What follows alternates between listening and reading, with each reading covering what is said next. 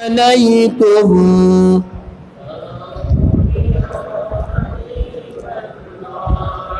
صلاة يا رسول الله عليكم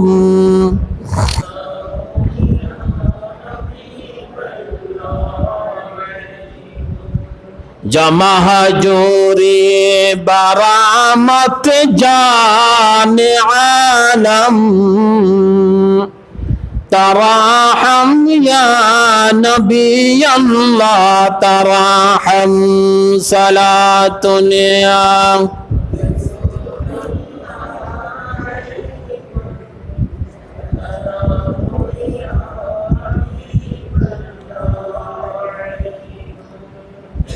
হযরত ওমর রাদিয়াল্লাহু তাআলা আনহু যখন ঈদের দিন আসতেন তখন কান্না করতেন, মানুষ হাসতেন, ওমর রাদিয়াল্লাহু তাআলা আনহু কান্না করতেন। সাহাবীরা জিজ্ঞাসা করলেন, ইয়া আমিরুল মুমিনিন ওমর ইবনুল খাত্তাব রাদিয়াল্লাহু তাআলা আনহু, আপনি সারা দুনিয়া শাসন করেন, ঈদের দিন কেন কান্না করেন? কারণটা বুঝলাম না, আমি আপনার কারণটা জানতে চাই।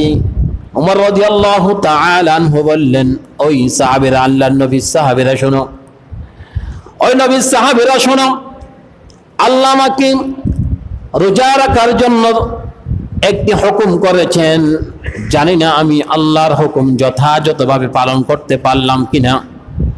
আমার হুকুম, আল্লাহর হুকুম যদি আমি যথাযথ পালন করতে না পারি, তাহলে কিয়ামতের দিন আমার রোজা যদি আদায় না হয়, কিয়ামতের দিন আল্লাহর কাছে আমাকে জবাবদিহি করতে হবে।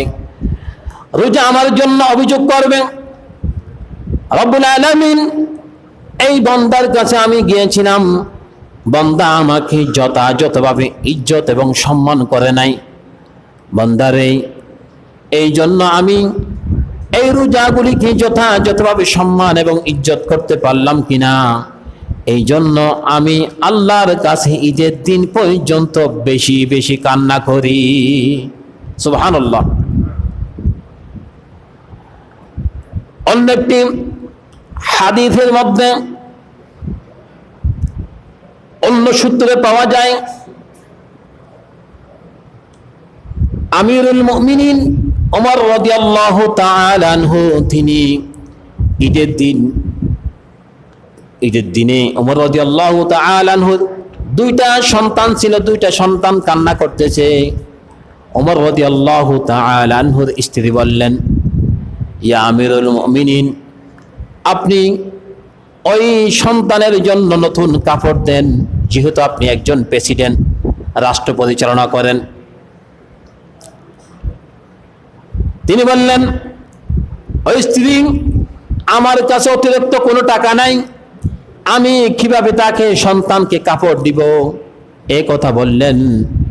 আমিরুল মুমিনিন একটি চিঠি লিখলেন, বাইতুল মালের যিনি দায়িত্বশীল ছিলেন তার কাছে একটি চিঠি লিখলেন, আবু উবাইদা ইবনুল জাররাহর কাছে চিঠি লিখলেন। চিঠি লেখার পরে বললেন, ও আবু উবাইদা, আমি তোমার কাছে জানতে চাই, আমি তোমার কাছে চিঠি দিলাম, বাইতুল মাল থেকে আমাকে 1 মাসের অগ্রিম টাকা দেওয়া হোক, ঈদের দিন আমার সন্তানকে কাপড় দিতে হবে।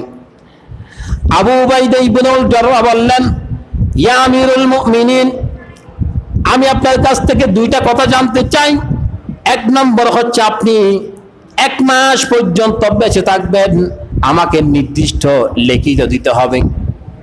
আপনি 1 মাস বেঁচে থাকলে না বাইতুল মালের সমস্ত মানুষের আপনি হক আদায় করতে পারবেন, বেঁচে না থাকলে তো আপনি হক আদায় করতে পারবেন না। দ্বিতীয় নম্বর হচ্ছে, আপনাকে 1 মাস পর্যন্ত আমিরুল মুমিনিনের ক্ষমতা দিবেন মানুষে, এটা আমাকে নিশ্চিত করে বলতে হবে। কয়টা কথা বলছেন? দুইটা কথা।